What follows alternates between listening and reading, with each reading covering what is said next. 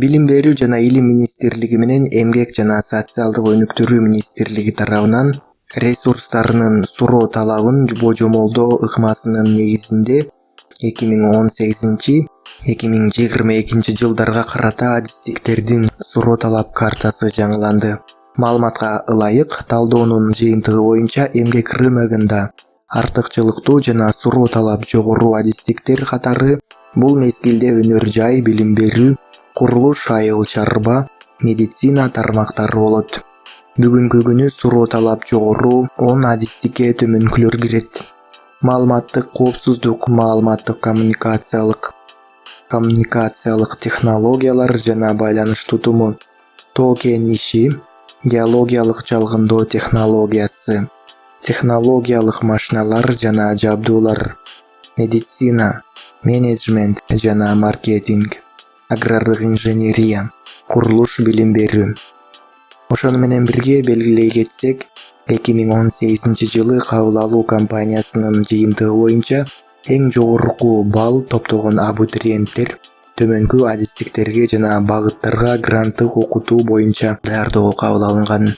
Программалык инженерия, дарылоо иши, продуктулар технологиясы жана коомдук тамактанууну уюштуруу, педиатрия, лингвистика, психология, маалыматтык-коопсуздук, колдонмо математика жана информатика, медициналык алдын алуу иши, малдан алынган азыктар технологиясы жана өндүрүшү.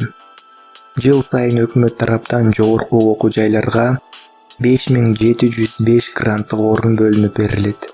Өткөн жылы гранттык орундар төмөнкүдөй бөлүштүрүлгөн: компьютердик технология адистиктери 485, өнөр жай 425, айыл чарба 415, саламаттык сактоо 405, педагогика 375, курулуш 260, тоо-кен иштетүү өнөр жайы 215, гуманитардык адистиктер 115, башкаруу 95, транспорт 90. Ошону менен бирге кесиптер дүйнөсүндө суроо-талап эң жогору жана кеңири жайылган адистиктер булар: IT адиси, долбоорлоочу инженер, окутуучу, юрист, медик, маркетолог, тейлөө кызматы жана эколог кесиптери.